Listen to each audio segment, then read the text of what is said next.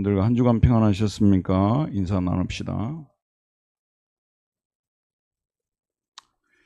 오늘 제목이 강한 손으로 치기 전에는 이라는 제목입니다.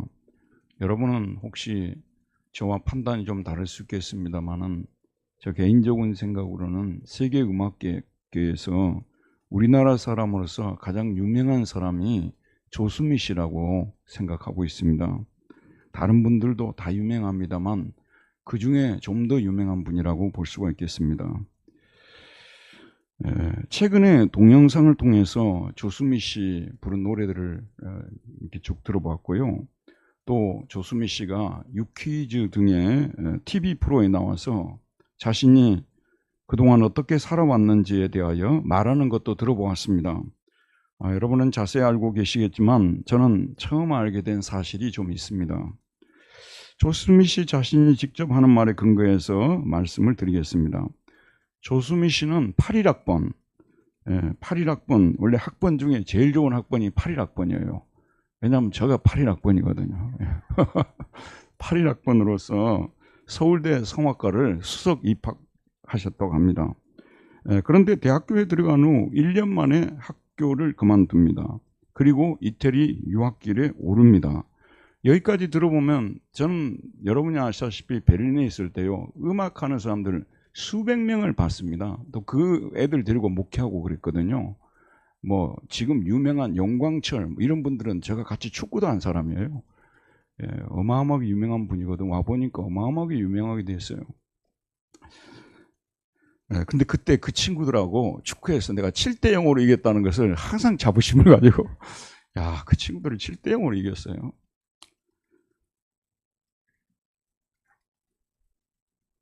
그 서울대 그만두고 이태리로 갔다는 이런 얘기는 충분히 있을 수 있는 얘기예요. 근데 조수미 씨 사연은 좀 특별하더라고요. 여러분, 조수미 씨가 왜 학교를 그만두었을까요? 학교에 입학을 한 후에 수석 입학이죠. K라는 한 남자를 만나서 연애를 했다고 합니다. 대충 만나는 사이가 아니라, 사이 정도가 아니라 학교 수업을 다 빼먹을 정도로 서로 깊이 빠졌다고 합니다. 그래서 1년 후에 자신이 자퇴를 한 것이 아니라 학교에서 제적을 시켜서 쫓겨났다고 합니다. 아까도 제가 말씀드렸다시피 본래 저는 7, 9학번이나 7, 8학번이 돼야 되는데 뭐 중학교 때 1년 쉬고 고등학교 졸업하고 2년 쉬다 보니까 81학번으로 제가 들어가게 되었어요. 저희들이 학교를 다닐 때는 전두환의 신군부가 정권을 잡은 때였습니다. 전두환 전 대통령이 학생들을 데모를 하지 못하도록 놀라운 제도를 하나 만들었는데요. 그게 졸업정원제라는 것이에요. 우린 졸정제라 그랬거든요. 졸업정원제. 그러니까 그 학기의 그 점수가 하위 30%인가 20%인가 정확히 모르는데 거기에 들면은 자동적으로 학교를 나가야 돼요. 그럼 무서운 제도가 있었어요. 저도 몰랐는데 학교에 들어가 보니까 막 졸업정원제라는 막 이런 말들이 돌아다니더라고요. 근데 여러분 혹시 잘 모르시겠습니다만 이미 알고 계신지도 모르겠습니다만은 이 사범대학 어문계열은요, 여자들 중에 공부 제일 잘하는 사람들이 옵니다. 특별히 국립대는요. 이게 우리 남자들은 항상 꽃 속에 잡초라고 우리가 스스로 그렇게 평을 했어요. 그리고 심지어는 어떻게 했느냐, 좀 이거는 여러분 재밌으라고 하는 얘기인데, 너네들 공부 잘해서 장학금 다 받고 우리 그 필기한 거 좀 빌려주면 우리가 그것까지 공부하고 학점이나 따게 해달라고 그랬던 기억이 있어요. 그러니까 남자로 들은 애들은 졸정제에 걸릴까 봐서 공포의 분위기였어요. 이게요. 실제로 그렇게 나갔다니까요. 여러분 정말 저처럼 자세히 안 들어봤으면 아무도 몰랐을 거예요. 조수미 씨가 왜 탈락된 줄 아세요? 졸정제로 탈락한 거예요. 졸정제로 탈락하고 제적을 당한 겁니다. 학교에서 제적이란 게 무슨 뜻이에요? 호적을 파버리는 거예요. 제적을 당했어요. 그 이후에 어떻게 되었는지는 자세히 얘기는 하지 않더라고요. 자세히 얘기할 수도 없죠. 보따리를 싸가지고 이탈리아 로마로 갔습니다. 어머니 아버지가 300불을 주었다 그러더라고요. 이 300불을 들고 로마에서 유학 생활을 시작을 했다고 합니다. 그런데 유학을 하고 나서도 남자친구하고 매일매일 편지 교환을 했대요. 매일매일 편지 교환을 했는데 자기 생각으로는 이렇게 좋아하는 남자가 있으니까 빨리 돌아가야 되겠다고 생각해서 한 2년 정도 공부하고 한국으로 돌아가려고 그렇게 생각을 했었대요. 그런데 3개월이 지났을 때 한국에서 남자친구한테 편지가 왔는데 열어서 읽어보니까 우리 헤어지자라고 써져 있더래요. 그래서 맨날 며칠 동안을 이렇게 가슴앓이하고 고통당하다가 이래서는 안 되겠다. 내가 여기 왔으니 이제 공부라도 해야 되겠다고 해서 이탈리아에 주저앉기로 결심을 했다고 합니다. 여러분, 이탈리아 로마에 유명한 그 음악원이 있어요. 산타 체칠리아 국립음악원. 세계적인 음악가들을 많이 배출한 그런 음악원이라고 그러더라고요. 거기 원래 5년 과정인데 얼마나 똑똑하고 얼마나 정말 실력이 좋았던지 2년 만에 졸업을 했대요. 2년 만에. 그리고 모든 오페라 가수들이 서고 싶어하는 세계 5대 오페라 극장에, 잘 들으세요 여러분, 30살 이전에 세계 5대 오페라 안에 선 거예요. 30살도 못 돼서 세계 5대 오페라에 썼고요.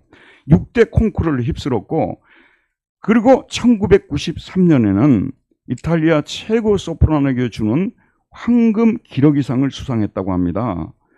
2008년에는 이탈리아인이 아닌 외국인이 준 적이 없대요. 그 상 이름이 뭐예요?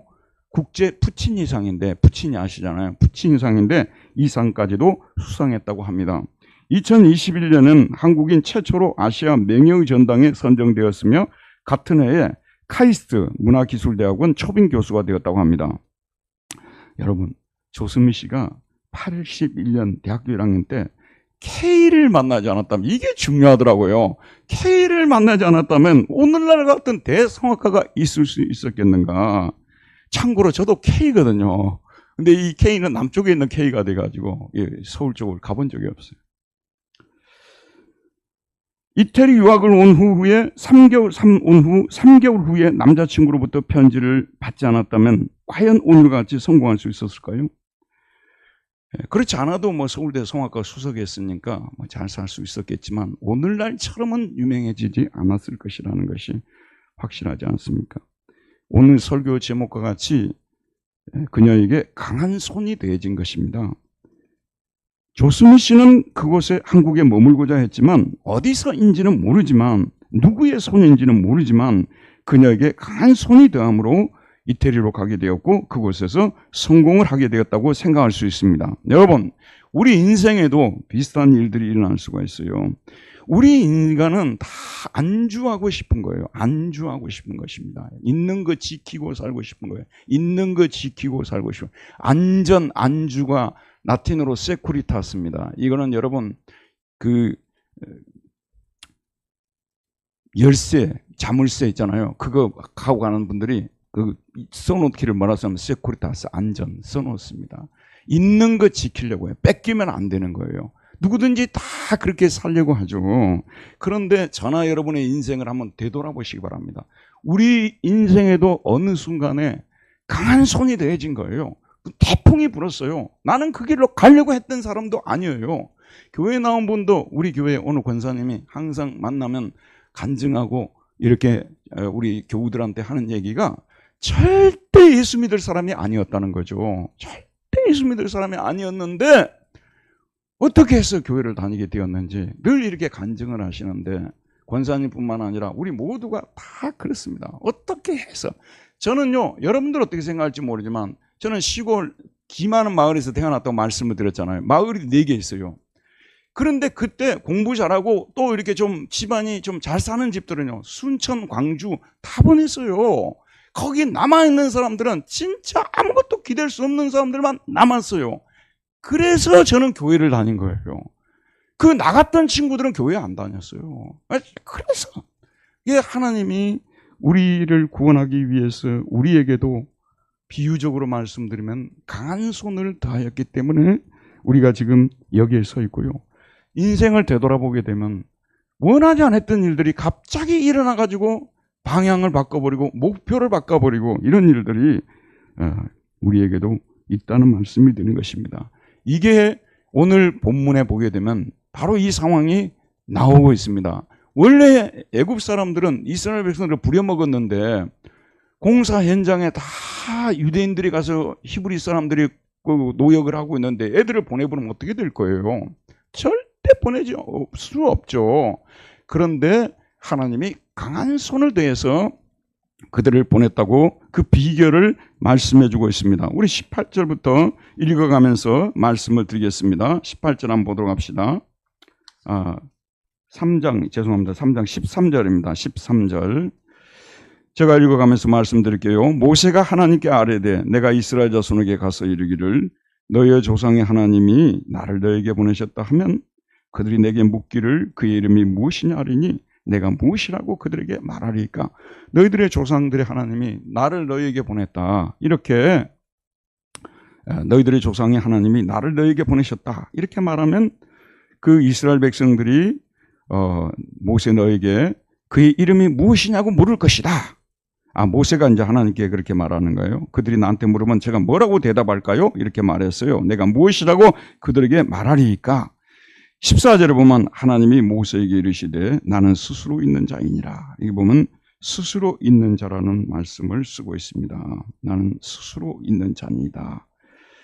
예후의 아세르 예후이라고 하는데 I am who I am입니다. 이 구약학자들이요 너무너무 어려워하는 구절이에요. 알 듯 하면서도 모르겠고요. 아주 어려운 내용입니다. 어쨌든 우리는 이 말씀의 의미의 일부분만 파악한다고 보면 되는 거예요. 스스로 있는 자다. 이 스스로 있는 자라 이 후에 여기서부터 여호와가 나온 것이거든요. 야훼라는 이름이 나온 거거든요. 근데 이제 3장 18절에 가면 야훼라는 이름이 나옵니다만 여기는 아직까지도 스스로 있는 자라고 말하고 있어요. 모세에게 이르시되 나는 스스로 있는 자이니라. 또 이르시되 너는 이스라엘 자손에게 이같이 이르기를 스스로 있는 자가 나를 너에게 보내셨다 하라.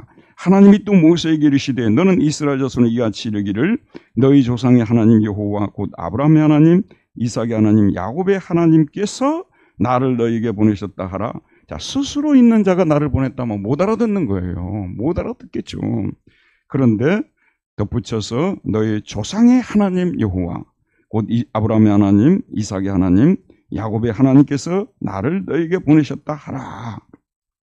이 말을 들으면요, 여러분, 이 말을 들으면은 이스라엘 백성들이 이해가 되는 거예요. 왜냐하면 아브라함도 알고 이삭도 알고 야곱도 알잖아요. 아브라함과 이삭과 야곱의 하나님, 그러면 알아듣는 거예요.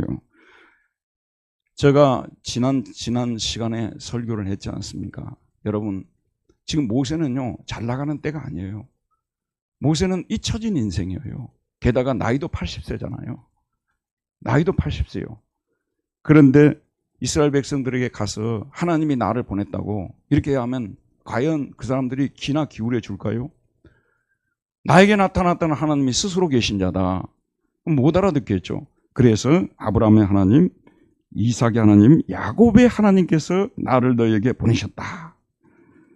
하라 이런 나의 영원한 이름이요 대대로 기억할 나의 칭원이라. 이렇게 하면은 이제 이스라엘 백성들은 알아들 수 있는 것이죠. 왜냐하면 여기는 아브라함과 이삭과 야곱의 하나님, 여기는 언약, 약속이라는 말이 떠오를 수밖에 없거든요. 여러분 지금 430년 동안 애굽에서 종살이 하고 있지 않습니까?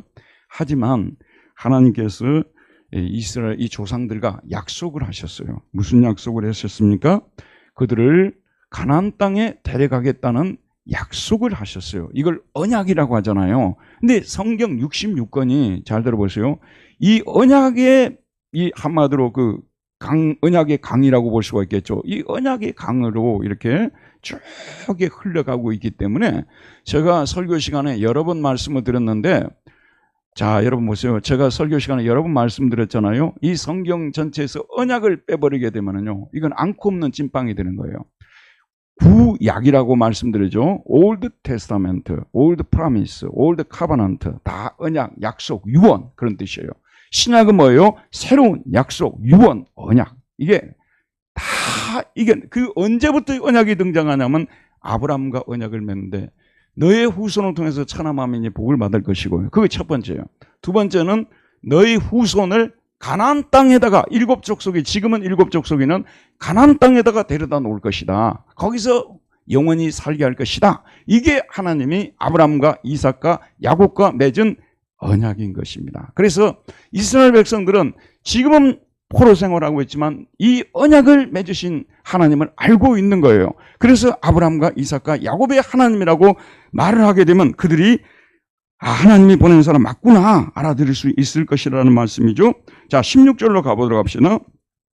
너는 가서 이스라엘의 장로들을 모으고 그들에게 이르기를 여호와 너희 조상의 하나님 곧 아브라함과 이삭과 야곱의 하나님이 내게 나타나 이르시되 내가 너희를 돌보아 너희가 애굽에서 당한 일을 확실히 보았노라. 아브라함과 이삭과 야곱의 하나님 조상의 하나님이 나한테 지금 모세가 하는 게 나에게 나타나서 내가 너희를 돌보아 너희가 애굽에서 당한 일을 확실히 봤다. 얼마나 고난을 당하고 학대를 당하고 고통을 당하는지를 내가 확실히 봤다. 17절 내가 말하였거니와 내가 너희를 애굽의 고난 중에서 인도하여 내겠다. 하나님이 지금 모세를 통해서 전달하라는 내용이에요. 내가 너희를 애굽의 고난 중에서 인도하여 내겠다. 적과 꿀이 흐르는 땅 곧 가나안 족속, 헷 족속, 아모리 족속, 브리스 족속, 히 족속, 여부스 족속의 땅으로 올라가게 하겠다. 자, 이렇게 하나님이 말씀하십니다. 나는 너희들의 조상의 하나님이고 내가 너희들이 애굽에서 당하는 환난을 보았고 내가 너희를 애굽에서 건져내서 가나안 땅으로 데려가겠다. 이렇게 그들에게 말하려고 합니다. 그런데 18절에 보면, 자, 18절 한번 보도록 합시다. 18절 큰 소리로 한번 읽어보도록 합시다. 시작. 그들이 네 말을 들으리니 너는 그들의 장로들과 함께 애굽 왕에게 이르기를 히브리 사람의 하나님 여호와께서 우리에게 임하셨은즉 우리가 우리 하나님 여호와께 제사를 드리라 하오니 사울길쯤 강야로 가도록 하라가소서 하라. 여기 보면 그들이 내 말을 들을 것이라고 말하고 있어요. 저는 이 말씀을 묵상하면서요, 상당히 저는 이 말씀을 붙들고 은혜를 받았어요. 왜 그런 줄 아십니까? 지금 모세의 나이가 몇 살이라고요? 80세. 이 사람은 자기 종족을, 자기 동족을 쳐죽여 가지고 그 사건으로 해서 미디안으로 쫓겨갔어요. 다 늙은 사람이, 잊혀진 사람의 차세대 지도자 절대 아니에요. 이런 사람이에요, 이런 사람. 그런데 모세가 가가지고 세 가지 내용, 여호와 하나님이 나에게 나타나셨다. 조상들 하나님 나타났다. 너희들의 환난을 내가 봤다. 너희들을 거기서 건져내서 가나안 땅으로 이끌어가겠다. 이 말을 할 때 정말 믿을까요? 성경은 이렇게 기록이 됐기 때문에 그냥 믿었다고 믿을 것이라고 우리가 볼 수 있지만 정말 믿을까요? 믿어질까요, 여러분? 잘 나가는 차세대 지도자가 그 얘기를 하게 되면요, 믿어질 거예요. 이 사람은 완전히 뭐죠? 소외된 사람, 완전히 늙은 사람 아니에요? 이 사람이 와가지고 그 얘기를 했을 때 믿을 수 있겠냐는 그런 말씀이에요. 그런데 여러분, 그들이 네 말을 들으리라고 이렇게 말하고 있어요. 그들이 네 말을 들을 것이다. 샤마우 르코레코 하는데 네 말을 하나님이 하신 것이라고 믿을 것이다. 이 말씀. 저는요, 여기에 은혜 받는 포인트가 있어요. 그게 뭐냐 그러면요, 사람은 구원을 받을 때가 있어요. 때가 되어야 돼요. 절대 예수 믿으라면 안 믿을 것 같은 사람도요, 하나님이 때가 되게 되면 너무나 쉽게 믿어서 놀랄 정도로 받아들일 수 있다는 거예요. 이게 무르익어야 돼요. 여러분, 배도 무르익어야 낫을 되잖아요. 무르익을 대로 무르익은 사람에게 가서 전해줘야 돼요. 지금 이스라엘은 몇 년 동안 애굽에서 포로 생활했어요? 430년. 430년 동안이나 이 사람들은 하나님의 구원을 기대하고 있었어요. 너무나 고통스러웠어요. 빨리 구해줬으면 좋겠어요. 누구라도 보냈으면 좋겠다. 누구라도 보냈으면 좋겠다. 누구라도 보냈으면 좋겠다. 하고 있는데 나타나가지고 하나님의 말씀을 전하니까 들리는 거예요. 복음요, 제가 복음 전하는 사역을 하고 있지 않습니까? 아무리 전해도 신약과 구약을 쪼개고 뭐 별 얘기를 다 해도 꿈쩍도 않습니다. 은혜의 때가 안 되면요. 그런데 은혜의 때가 되게 되면, 아니 이런 말씀을 듣고서도 저 사람이 교회를 나와? 이런 말씀이 열릴 줄 누가 알았어? 마음이 열리는 때가 있어요. 지금은 구원의 때예요. 은혜 받을 만한 때가 된 거예요. 그래서 우리 목사님들이 말씀을 전할 때 낙심하지 말아야 돼요. 막 안 열리고 안 들으려고 하고, 지난주 설교를 기억하고 있는 분들은요, 5분의 1도 안 돼요. 물어볼까요? 누구를요? 다 이미 잊어버렸어요. 절실하지도 않아요. 절실하지 않으니까 잊어버리는 거 아니겠어요? 그런데 때가 되면 그 말이 들려와요. 이게 하나님이 나를 구원하기 위해서 오늘 이 주일에 갑자기 내가 교회 안 가고 싶었는데 오늘은 한번 가보자고 왔던 것이고, 왔는데 나들으라고 하는 것처럼 나의 상태를 진단하고 이렇게 나에게 사랑의 음성을 들려주는구나 하면서 오늘 말씀 뭐라고 했죠? 그들이 네 말을 들으리니, 듣는 그런 때가 온다는 것입니다. 이게 은혜입니다, 여러분. 그래서 그들이 내 말을 듣는, 너는 그들의 장로들과 함께 애굽 왕에게 가라 그 말이요. 이제는 너는 이스라엘 백성들이 이제 모세의 말을 들었어요. 하나님이 우리를 위해서 모세를 보냈다. 너는 이제 그들 장로들과 아론과 더불어서 너가 애굽 왕에게 가서 뭐라고 얘기를 하냐? 히브리 살아가는 하나님 여호와께서 우리에게 임하셨은즉, 히브루, 원래 히브루는 강을 건넜다는 뜻이에요. 강을 건너온 사람들이 그 하나님 여호와께서 우리에게 임하셨은즉 우리가 우리 하나님 여호와께 제사를 드리려 하오니, 지난 2시간, 두 주 전인가 말씀드렸죠. 여러분, 출애굽의 목적이 뭐예요? 지난 시간에 말씀 한번 드렸잖아요. 이스라엘 백성들이 애굽 땅에서 종살이 하면서 그렇게 많이 힘들었을까요? 주말이면 고기 파티였어요. 저는 유럽에 살아봤기 때문에요. 유럽 사람들 주말에 다 뭐 하는 줄 아십니까? 그분들은 대부분 집을 지면 뒤쪽에 정원이 있어요. 거기 가족들이 모이고 친구들을 모아가지고 거기서요 파티하고 거의 그렇게 주말을 보냅니다. 그릴 파티하고 그렇게 보내잖아요. 그 사람들 그렇게 산 사람들이요. 물론 노동이 심하긴 했지만 그렇게 살았어요. 제가 전에 말씀드렸죠. 그래서 광야에 왔어요. 뭐가 좋았어요? 먹을 것이 더 나아졌습니까? 기후가 더 나아졌습니까? 물이 더 좋았습니까? 나일강물하고 비교가 됐습니까, 여러분? 하지만 한 가지 좋은 것이 뭐라고 했죠? 하나님께 자유스럽게 예배를 드릴 수 있게 된 거예요. 예배 드리고 싶을 때 마음껏 드릴 수가 있게 된 거예요. 오늘 우리 그리스도인들은요, 하나님 앞에 진정으로 뉘우치고 회개해야 될 것이 있어요. 하나님께 한없이 예배 드릴 수 있는 환경을 줘도요, 주일날 이때 외에는 절대 교회 안 와요. 야, 그것도 신기하더라고. 내가 언제 논문 한번 써봐야 될 거야. 왜 사람들이 그렇게 시간이 많아도 주일 외에는 절대 교회를 안 올까? 그것도 참 신기한 거예요. 물론 여러분이 삶 속에서 다 예배 드리고 다 여러분들이 하나님 앞에 바로 서려고 한다면 하나님 다 아시겠죠.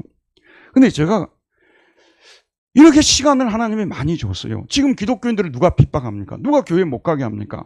그런데도 불구하고 여기 앉아있는 대부분 한 80% 정도는 뭐냐면 대체로 주일날만 오거든요. 여러분, 출애굽의 목적이 뭔지를 분명히 알아야 돼요. 잘 먹고 잘 입히기 위해서 출애굽 시킨 것이 아니에요. 여러분, 이스라엘이 하나님이 주시게 땅 가나안 땅이 젖과 꿀이 흐르는 땅이라고 했잖아요. 여러분, 그 땅이 과연 미국 땅보다 더 좋은 땅일까요? 캐나다 땅보다 더 좋은 땅일까요? 호주 땅보다 더 좋은 땅일까요? 여러분, 하나님이 통치하는 그곳이고 거기서 마음껏 예배를 드릴 수 있으니까 그곳이 가나안 땅 좋은 땅이에요.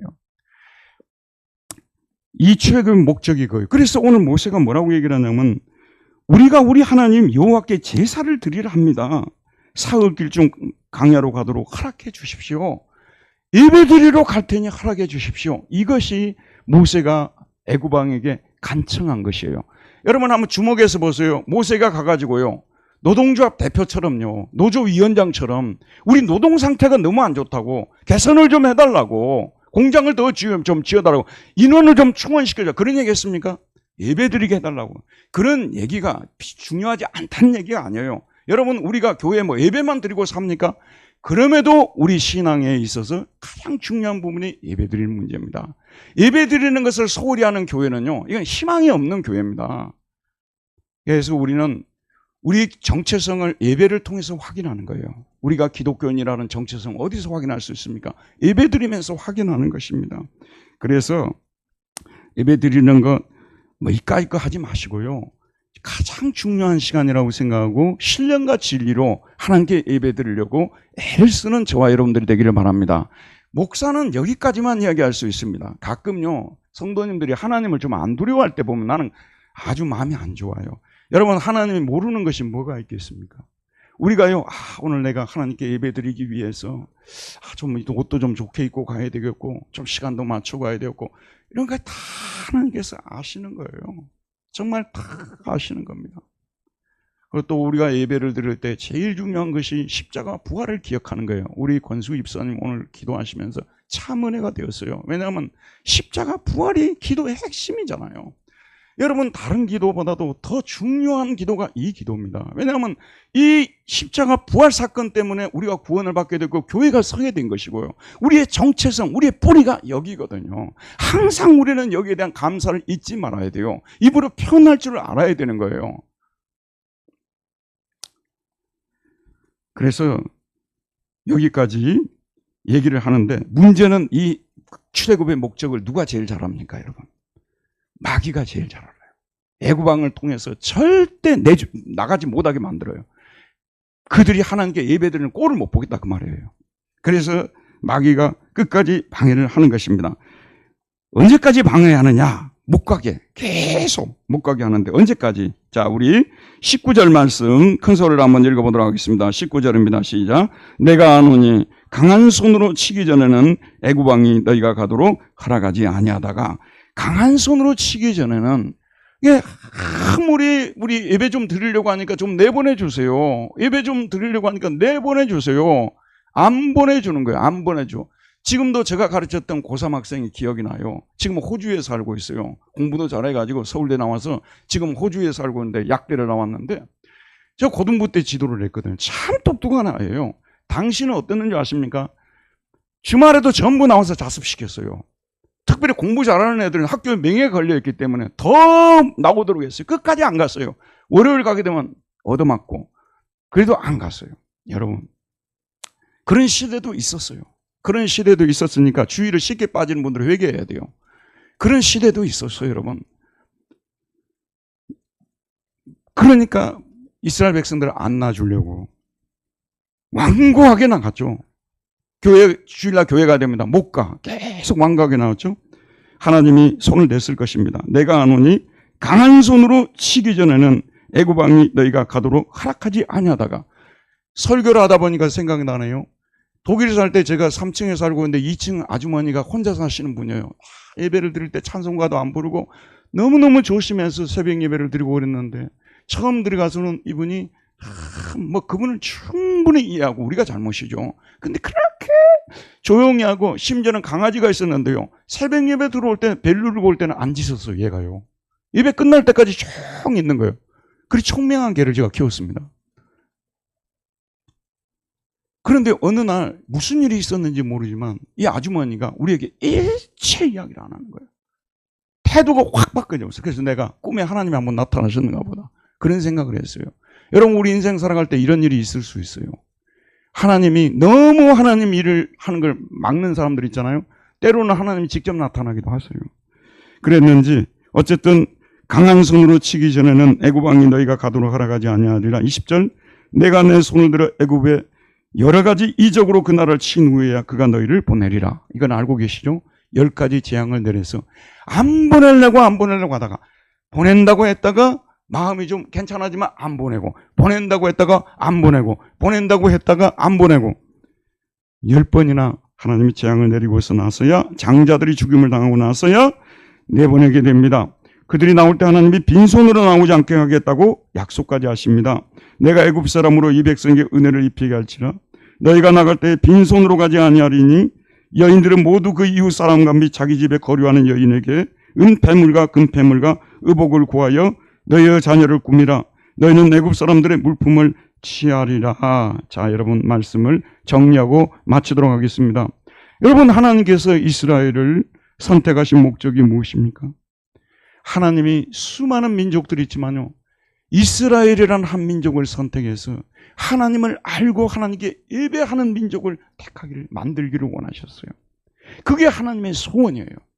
분당두레 교회를 세우신 목적이 뭐겠습니까?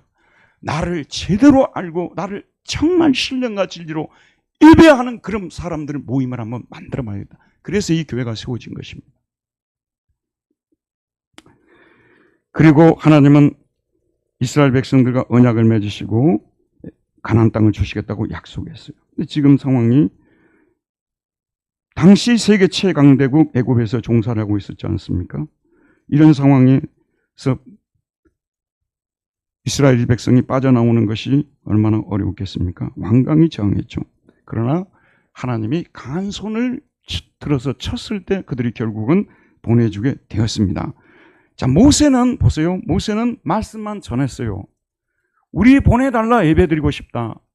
안 보내준다, 재앙을 내립니다. 그러니까 또 가라고 하죠. 이 10번이나 이 상황이 반복되죠. 결국은 하나님이 강한 손이 함께하니까, 모세가 한 일은 보내달라는 것밖에 없어요. 예배 드리러 우리 좀 보내달라고 그거밖에 한 일이 없습니다. 나머지는 누가 하셨어요? 하나님이 하신 거예요. 저희들이 지금 우리 가족이나 친구나 친척에게 가서 할 말은 무엇입니까? 가서 할 일이 뭐예요? 교회 나갑시다. 교회 한번 나가봅시다. 주님이 당신을 찾으십니다. 이제 교회에 나가고 이제 인생의 그 마지막 시간들을 예수 믿고 삽시다. 우리가 할 얘기는 그거밖에 없지 않습니까? 그러면 여러분 반응이 나오겠죠. 들은 척 하지도 않는 분들도 계실 것이고 내가 왜 나가야 되냐고 막 따지는 분들도 있어요. 완강히 저항하는 분들도 있고요. 그다음 막 길을 막아버리는 분들도 있고 여러 가지 변명으로 하면서 안 나오는 분들도 계실 것입니다. 그래도 여러분 우리는 그분들에게 교회 갑시다. 하나님 믿읍시다. 그 얘기만 하는 거예요. 나머지는 누가 하신다고요? 하나님께서 하시는 것입니다. 그런데 제가 경험을 통해서 깨달은 건데요. 하나님이 사람을 교회로 나오게 할 때 두 가지 방법을 사용하시더라고요. 이 두 가지 경우가 다 맞아요. 어떤 경우는 분명히 어떤 사람에게 교회 나가자고 얘기한단 말이에요. 그럼 그 사람이 아까 제가 설교 중에 말씀드렸다시피 마치 자기가 나가기를 누군가가 불러주기를 기다렸다는 듯이 준비하고 있는 분들이 있어요. 놀랍죠, 여러분? 우리는 절대 그렇게 생각 안 하거든요. 분명히 정황할 것이라 그러거든요. 아니에요. 그냥 바로 나가겠다고 말하는 사람들이 있어요. 그런데 하나님이 또 그들을 교회에 나오게 하기 위해서 나가겠다고 한 순간부터 자기 삶 속에 얽히고 설켰던 문제들, 힘들고 어려운 그런 여러 가지 문제들을 술술 풀어주는 거예요. 그냥 실타래 이 얽힌 것을 풀어주시지 다 풀어주는 거예요. 그러니까 자기는 교회 나가지도 않았는데 나간다고 말만 했는데도 하나님께서 하나씩 하나씩 다 풀어주는 거예요. 신기하죠? 그런 분들이 있어요, 여러분. 누구나 다 이런 분들이 되고 싶죠. 근데 그렇지를 않아요. 또 어떤 분들은 가자고 하는데 평소 때는 나하고 잘 지냈는데 얼굴을 붉히면서 왜 나한테 그런 얘기를 해가지고 아침부터 기분 상하게 하냐고 아주 완고하게 나가시는 분들이 계시잖아요. 이런 분들은 또 하나님께서 어떻게 구원하시느냐? 강한 손을 더하시는 거예요. 여러분, 우리 인간이요. 자유의지라는 말을 우리 가끔 쓰잖아요. 신학적으로도 논쟁이 되는데 자유의지는 자기가 자기 마음대로 할 수 있다는 거예요. 원하는 걸 자기가 다 할 수 있다는 거예요. 살다 보면 특별히 결혼해서 사는 부부들은요. 자기에게 자유의지가 없다는 것을 다 알게 돼요. 특별히 남자들은 우리가 뭔 자유의지가 있습니까? 시키는 대로 해야지. 자유의지가 있다고 생각해요. 우리 인간들이 자유의지가. 그래서 막 자기 마음대로 할 수 있다고 하는데 절대 그렇지 않습니다. 저 말 잘 들으세요. 이미 아우구스티누스 때부터 우리 인간은 아담의 죄로 인해서 자유의지를 상실했다고 말하고 있는 거예요. 우리는 하나님의 은혜의 힘으로 살아가는 겁니다. 우리 인생을 좌지우지하는 분은 우리가 아니라 하나님이세요. 얼른 생각하면 내가 내 인생을 결정하고 내가 좌지우지하는 것 같거든. 아니에요. 하나님이 좌지우지하십니다. 하나님이 결정하시고 하나님이 끌어가십니다. 은혜를 받지 못한 분들은 이 말이 잘 이해가 안 돼요. 그러나 은혜를 받으면 다 이거 이해가 되어 있어요. 하나님이 다 끌어가는 거예요. 안 나오려고 하죠. 그러면 하나님께서 어떠냐면 자기가 가장 자신 있는 것들이 있어요. 아주 자신 있는 것들. 집에 주식이 많아요. 그것 때문에 자신이 생긴 거죠. 자기가 현금이 많아요. 그것 때문에 자신이 있었던 거죠. 자기 가족들이 다 잘 돼 있어요. 그것 때문에 자신이 있었던 거죠. 자신의 근거들, 자신의 토대들을 하나님께서 하나씩 하나씩 손을 보기 시작하는 거예요. 다 가진 줄 알았는데 나중에 돌이켜보니까 아무것도 없게 만들어 버리는 거예요. 그러니까 하나님이 그럴 수 있다고 여러분 안 믿어지십니까? 그럴 수 있는 분이세요. 그래서 우리는 다른 사람 앞에서는 큰 소리 쳐도 하나님 앞에 큰 소리 칠 수 있는 사람은 아무도 없습니다. 하나님께서 가져가시고자 하시면요, 우리가 가진 거 다 가져가시는 거예요. 모든 걸 다 가져가시는 거예요. 그래서 이 사람을, 문제는 우리 예수님이 유명한 말씀을 남기셨죠. 마귀가 온 것은 우리를 파괴시키고 죽이기 위해서 오셨다고 했죠. 왔다고 했죠. 예수님이 오신 것은 양으로 생명을 얻고 더 풍성히 얻게 하려 함이라고 했죠. 똑같이 남은 것을 뺏어가도요, 마귀는 우리를 파괴시키기 위해서 뺏어가는 것이고요. 우리 예수님은, 우리 하나님은 우리에게 더 좋은 것을 주기 위해서, 더 좋은 것을 주기 위해서 뺏어가는 거예요. 지금도 중고등학생들 키우는 부모님들요, 새벽 3시까지 게임기 앞에서 게임하고 있으면, 하기야 우리 교회 게임에서 다니는 분도 계십니다. 게임이 나쁜 것이 아닙니다, 여러분. 근데 너무 지나치게 하고 있으면은 부모가 뺏고 싶은 거죠. 죽으라고 뺏는 거예요. 공부도 열심히 하라고 뺏는 거 아니겠습니까? 하나님의 징계는 그런 거예요. 그래서 하나님이 구할 사람은 다 구하내는 것입니다.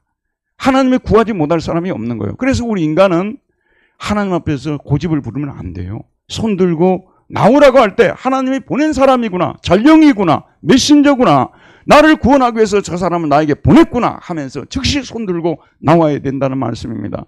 여기 우리 지금 청년들이 좀 앉아 있어요. 청년의 시절에 여러 가지로 뭐 요즘은 돈도 없고 청년들이 돈이 없거든요. 돈도 없고 직장도 아주 좋은 직장은 10명이나 한두 명이나 다니고 나머지는 다 힘들지 않습니까? 잘 들으세요, 여러분. 그래도 여러분, 다른 거는 몰라도요, 교회 나오는 것은 계속 하시기 바랍니다. 다른 데서는 두각을 못 나타내도요, 내 행편이 풀리지도 않고 여전히 어려운 가운데 있고 그래도요, 주님을 섬기고 교회를 섬기는 것은 이거는 내가 잘 되고 못 되고 하는 거는 관계가 없다고 생각하시고 하나님 섬기는 이 일만은 정말 잘해야 돼요. 아, 저 청년이 지금 저렇게 어렵게 살면서도 그래도 하나님을 믿고 살려고 발버둥을 치는구나. 주변의 사람들이 감동을 줄 정도로 그렇게 하면 하나님께서 때가 되면 여러분이 가지고 있는 문제, 소원들도 이루어 주시고 그렇게 하시는 하나님이십니다. 그렇기 때문에 하나님은 우리로 구원하실 때 때로는 모든 문제를 술술 풀리게 하시고 때로는 또 너무 말을 안 듣고 고집을 피울 때는 내가 의지하는 것들을 하나씩 무너뜨리고, 여러분 애굽의 힘이 어디에 있었어요? 애굽의 힘이 뭐가 힘이겠습니까? 애굽의 힘이 강한이에요. 피로 만들어버렸잖아요. 애굽의 가장 큰 힘이 자기 장자 아니에요. 자기 장자를 쳐버렸어요, 하나님이요. 여러분, 절대 하나님은 내 인생에 간섭하지 못할 거야. 나는 자유의지를 가지고 있고 나는 주체적으로 살고 있고 내 인생을 누가 간섭해? 나는 나대로 살 거죠. 여러분이 가장 의지하고 있는 가장 강점이라 하는 것을 어느 순간에 쳐버리는 거예요. 꼼짝달싹도 못해요. 여기 앉아 계신 분들이 다 바보라서 예수 믿는 줄 아십니까? 제가 볼 때 우리 분당들에게는 똑똑하신 분들도 많고요, 강한 분들도 많아요. 왜 이분들이 여기 앉아 있습니까? 하나님이 어떤 분인가를 다 알았기 때문에 그런 거예요. 경험했기 때문에 여기 앉아 있는 거예요. 하나님 앞에 고집 부려봤자 소용이 없다는 것을 알게 됐기 때문에 그런 것입니다. 이제 우리 다음 주면은 가족 초청 주일 아닙니까? 가족 초청 주일인데 어떤 때는 제가 그런 생각도 들어요. 그럼 뭐 요즘에 가족 초청 주일 한다고 해서 뭐 새로운 사람이 얼마나 오겠는가, 뭐 몇 사람이나 오겠는가. 근데 제가 이번 주에 기도하는 가운데 정말 잘 정했다고 생각이 들더라고요. 왜 잘 정했냐 그러면요, 이것이 시작이라고 보면 되는 거예요. 이것이 시작이에요. 어쨌든 이 가족 초청 주일을 앞두고 가족들에게 교회 한번 가보자는 말을 꺼낼 수는 있지 않아요. 바로 반응을 안 할 수도 있겠죠. 바로 반응하면 얼마나 좋겠어요. 반응을 안 할 수도 있고 너나 가라고 난 안 간다는 분들이 계실 거예요. 시작이라니까요.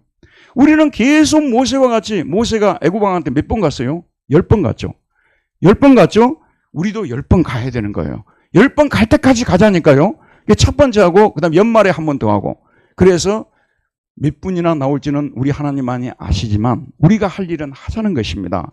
그래서 다음 주에 우리 가족들 전체가, 다음 주 예배는 10시거든요. 전부 우리가 이곳에 모여가지고 가족 모두를 구원해 주시옵소서 함께 기도하고, 나온 가족들은 축하하고 아직 나오지 못한 분들은 또 함께 기도하는 계기로 삼고, 이렇게 하자고 가정 초청 주일을 하고 나니까 내 마음이 시원한 거예요. 하나도 부담이 안 되는 거예요. 여러분, 교회는요, 하나님이 기뻐하는 일이라면 주저없이 시작해야 되는 거예요. 이것저것 다 따져보고 하면 아무것도 못합니다. 하나님이 기뻐하는 일이라고 하면, 여러분 가족 중에서 안 나오다가 가족 주일이 되니까 지금 벌써 제가 보니까 가족 주일에서 나온 가정도 있어요. 이렇게 하나님이 역사하시는 겁니다. 우리는 가서 말하면 되는 거고, 일을 이루시는 분은, 성취하시는 분은 하나님이십니다. 기도하겠습니다. 은혜로우신 하나님, 오늘도 생명의 말씀을 우리에게 보내주셔서 이 말씀을 통해서 우리에게 도전하여 주시고, 여호와 아버지 하나님, 우리를 구원해 주신 목적이 무엇인지, 우리가 구원받고 하나님께 예배드리고 믿지 않는 사람들에게 주 예수를 믿으라고 전하도록 하나님이 우리를 부르셨다는 우리의 정체성을 잃지 않도록 도와주시기를 기도합니다. 우리 교회가 영혼을 구원하는 교회로 거듭나도록 은혜를 베풀어 주옵소서. 우리가 사람을 만날 때마다 그 영혼이 불쌍해서 견딜 수 없어. 교회 한번 나갑시다, 예수 믿읍시다 말할 수 있는 그런 은혜가 오늘 이 시간 우리 모두에게 임하기를 기도합니다. 예수님 이름으로 기도하였습니다. 아멘.